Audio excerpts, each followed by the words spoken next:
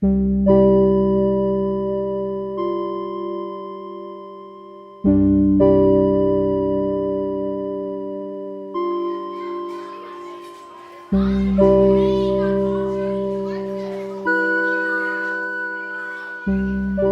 and welcome to the next module of this course.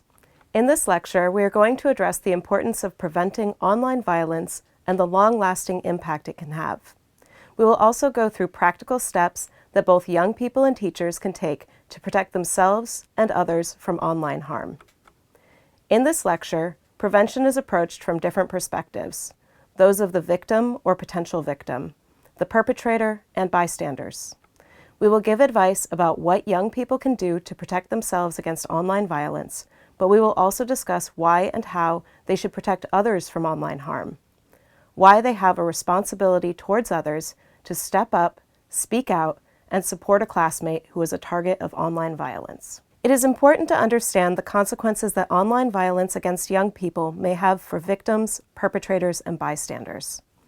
Understanding the devastating impact it can have on victims, as well as the possible legal repercussions, may prevent young people from participating in harmful behavior. It can also encourage them to take steps to protect themselves and others, and to support victims. Victims of online violence often experience public humiliation, bullying, shaming, blame, and stigma. This can have a significant emotional impact, both in the short and long term, including diminished self-esteem, fear, anxiety, and distress, feelings of guilt and shame, antisocial behavior, trauma and re-traumatization, mental health problems and depression, or self-inflicted harm or suicide. The viral character of distribution amplifies the effects of online violence. What was once a private affair can now be instantly distributed to millions of others via the internet. An image or video can stay on the internet forever, which may lead to re-victimization, the threat of the abusive content being re-shared online after the initial incident. Although online violence is experienced differently by different people, it is important to acknowledge that online violence is just as damaging as offline violence. Although there is usually no physical harm, online violence reaches a wider audience, often goes unpunished, and the evidence stays online forever. Furthermore, it is harder to get away or hide from violence that happens online. It is not time and place limited to the school environment, for example, so it may follow the victim everywhere. It is also important to realize that online violence can have a harmful emotional impact on the people who witness it, and even on people who actively engage in it, including the perpetrators themselves. Online violence can also lead to girls and boys reducing or stopping their use of the internet or social media. Driving young people out of online spaces disempowers them, especially since the digital world is increasingly important for participating in society. Through it, people access different public services, education, career opportunities, political participation, etc. The exclusion that can result from online violence damages young people's ability to be seen and heard. Young people who have been victims of online violence have a higher chance to be victimized again or to become perpetrators themselves. Therefore, it is even more important to find ways to break the cycle by preventing online violence. Legal consequences. Some acts of online violence break the law and can have legal consequences for everyone involved. Throughout Europe, it is illegal to create, possess, or distribute sexual images of minors, defined as people under the age of 18. Young people who engage in this can be prosecuted. In some countries, this can even lead to being registered as a sexual offender. However, this does not always happen. In most EU countries, young people are only warned if they are both under 18 and voluntarily shared nude images. Police and prosecutors should follow specific guidelines on how to respond to cases of online violence that involve minors, but this is not the case in many EU countries yet. Nevertheless, it is important to teach young people that there are always legal risks when it comes to sharing sexual content, especially when it concerns non-consensual sharing, extortion, coercion, or stalking. Prosecution and a subsequent criminal conviction cannot be ruled out. When teaching about the issue, it is important for teachers to always explicitly address the emotional impact and legal consequences that online violence may have on everyone involved. Young people are often unaware of the harm that a simple action may have on others. This is partly because they cannot directly see the other person's reaction in an online interaction. Also, they may not know that actions that may seem small to them, such as passing on a nude image, may have adverse and, in some cases, even lifelong consequences. Explaining the emotional and legal consequences, especially by using real-life cases, gives your students a chance to understand and empathize with the victims. Your role as a teacher is to remind young people that online violence can happen to anyone and that they have to think before sharing anything online. Next, we will provide some clear examples of messages that you can communicate to your students. 1. Before you share or post content about yourself, consider the following things. It may be seen by people who you don't want to see it. It may stay online forever. It can have a significant and even lifelong emotional impact. Online content that damages your reputation may have negative consequences in the future, for example, when you try to find a job. 2. Although it may seem funny and innocent, sharing someone's intimate image or video, exploiting or coercing someone, bullying or sexualizing someone online can have negative consequences both for that person and for yourself. The victim can feel scared, guilty, humiliated, and hopeless. The event can be traumatizing, and the victim can suffer mental health issues such as hypervigilance, memory loss, difficulty with trust and relationships, and depression. It can even lead to self-harm and suicide. The image, video, or comments may stay online forever, and the victim could experience bullying or harassment for a long time. He or she could even have difficulties with finding a job in the future. Making sexual or degrading comments can hurt and humiliate people and damage their reputation. This can also have a long-lasting impact. Online violence causes lifelong harm. This matters even if you do not know the person. No one deserves this.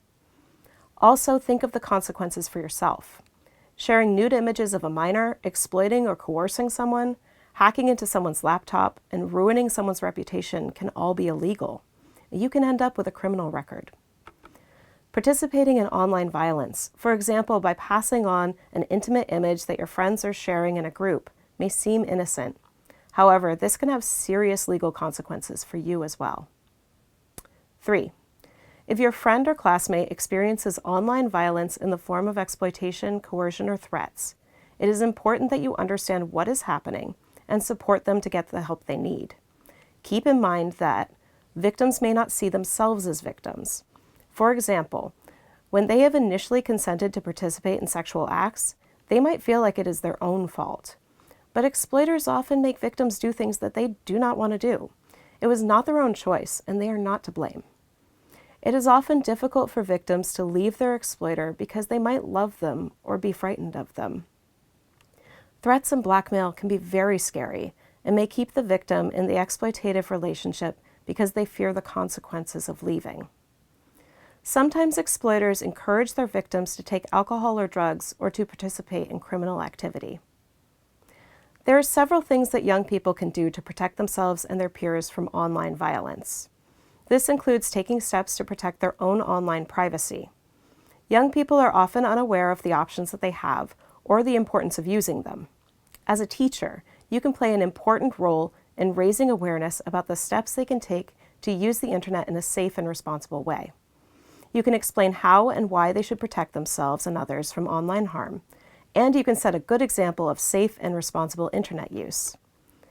Young people can take the following steps to protect their online privacy. They can protect their devices, social media accounts, and apps with passwords, antivirus protection, and privacy settings so that the content cannot be accessed, used, or seen by other people.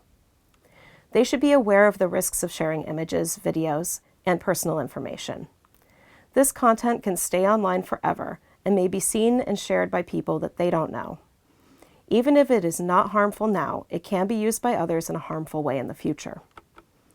They can avoid contact with strangers online, people they don't know in real life, because it is impossible to know who they are and what their intentions are.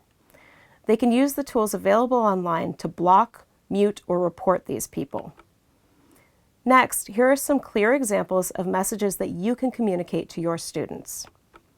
Never forget to log out of your laptop, email, or other accounts, especially if you leave your device unattended. Keep your passwords secure and install antivirus protection and firewalls. Be careful about what you share online. It may stay online forever and can be used to harm you later. Personal information can be altered or used by someone to impersonate you.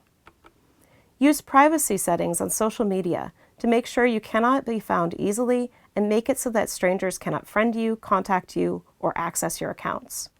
Make sure that your profile is set on private so that people you are not connected to cannot see your online activity, personal details, or friends. If you participated in sexting, delete the images or videos from your devices to avoid others seeing or sharing them. Use your smartphone settings to make sure that your images are not automatically saved to the cloud. Remember, if you wouldn't want your grandma to see it, don't post it. Protecting yourself against the 4 main types of online violence. Next, we will give you an overview of more specific steps that young people can take to protect themselves from the 4 main types of online violence that were covered in the first lecture.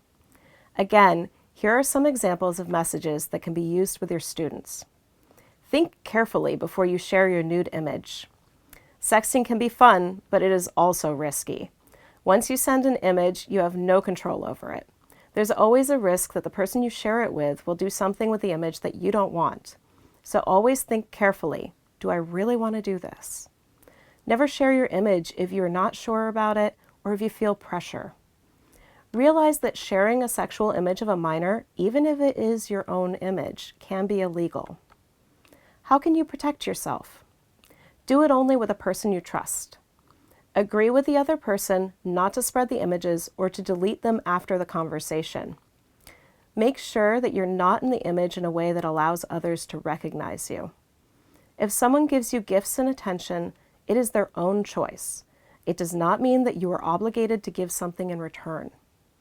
Never befriend, accept messages, or share intimate images online from or with people that you do not know in real life. Be aware of the early signs of grooming. Grooming is when someone, a peer or an adult, builds a relationship with you online or offline, and then tricks or pressures you into doing something sexual. This is a form of exploitation and it's illegal. End all contact with this person as soon as you start to feel uncomfortable and ask someone for help or advice before the situation becomes worse. Adjust your privacy settings on social media. For example, make sure that strangers cannot see or comment on your posts. Take action when you recognize the early signs of sexualized bullying in order to prevent it from becoming worse. For example, block and report people who make unfriendly comments on your image or video. Protecting your peers. It is not only important for young people to learn how to protect themselves online, they also should know what to do to protect others from online harm. There are several things young people can do to prevent their peers from becoming victims of online violence, such as respecting other people's privacy. It is important that they always think carefully about the possible consequences for another person before they share information, images, or videos. Protecting others, even if they do not protect themselves. Explain to young people that sometimes a person may share information, images, or videos of themselves that are intimate, strange, or that can be used to shame or bully them. It is important to be sensitive in reacting to or commenting on another person's content. They can, for example, try to notify the sender of the risks of sharing intimate content privately in a conversation or via a private message, because they may not be aware of this. Emphasize that this should never be done in public or in a judgmental or humiliating way. Speaking up and saying no to online violence. This includes refusing to participate in online violence, for example, by declining to pass on an intimate image of someone. Young people should learn that saying no and speaking up against online violence is their responsibility, even when classmates or others participate or pressure them to participate. Here are some examples of messages that can be used with young adults. When someone shares a nude image with you, always keep it to yourself. This image is private and it is meant to be seen only by you. Sharing a nude image without the permission of the person in the photo can have very negative consequences, both for that person and for yourself. Say no. If a nude image from someone else is shared in a message or app without the consent of the person in the image, don't like it and don't share it. Speak out against people in your group who share the image. Make it clear that it is wrong and illegal and that you do not want to be involved. This might inspire others to do the same. Young people, and especially boys, may feel pressure from their peers to share nude images of girls. This may seem innocent or perhaps even fun at first. Be aware that this is online violence and that it has serious consequences. Say no. Understanding young people's online behavior. In order to raise awareness of online violence in school and promote safe online behavior, teachers need to have a nuanced understanding of young people's online behavior. Two topics that merit further discussion here are sexual experimentation through sexting and the role of stereotyping in online violence, including victim blaming. Failing to understand, recognize, address, and challenge our conceptions of these underlying, often hidden themes may lead to alienating, shaming, or excluding young people, who are then less likely to receive messages about prevention. Young people experiment with relationships, love, and sex, both offline and online. On social media and apps, they make friends, flirt, date, and sometimes exchange sexual messages. This is called sexting, defined as sharing a sexual text, image, or video, which is usually self-generated. It is important to recognize that this sexual exploration is usually part of the normal social, emotional, and sexual development of young people, and that online contact can contribute to their development in a positive way. When it occurs between two young people who trust each other, sexting in itself is not violent, bad, or problematic. However, sexting is also risky, and young people need to be aware of the risks and consequences. In some countries, it is illegal to produce or possess sexual images of minors, including for the teenagers themselves. Sexting can lead to non-consensual sharing, bullying, or unwanted sexualization of content, and eventually also to even more severe situations, such as threats, grooming, and exploitation. Self-generated images or videos can even end up on illegal websites or platforms where online perpetrators exchange child sexual abuse material. Content that was shared with innocent intent may stay online forever. An intimate image can even be leaked by accident if it is saved on a device that is not protected by a password, or when a phone or other device is lost. Here's an example. A girl sends a nude image to a boy she trusts and with whom she has been texting and flirting for some days. They both enjoy exchanging messages and photos, and they do this voluntarily. The boy then shares the image without her permission to some of his friends. He does this without thinking about the consequences. The girl can subsequently be bullied or even blackmailed with the threat of someone leaking her nude images to her friends or family. The boy runs the risk of being prosecuted. Educational programs and campaigns often focus solely on discouraging sexting, the initial sharing of intimate material. However, this may alienate young people, since for many of them, sexting is a normal part of their online life. Moreover, it places the blame on the victim, rather than putting the spotlight on the unacceptable behavior of the persons who breached their trust and shared their image without permission. Teachers should make their students aware of the potential risks of sexting and of what they can do to protect themselves and others. However, acknowledging the fun, experimental side of online contact and addressing this when talking about online violence is vital to not alienate young people. Moreover, addressing the risks of sexting should always be accompanied by explaining that if young people participate in sexting and this eventually results in online violence, this does not mean that they have done something wrong or should be blamed. Teaching about online violence can easily lead to the idea that it is safer to turn away from the digital world altogether. As a teacher, it is important to find the right balance.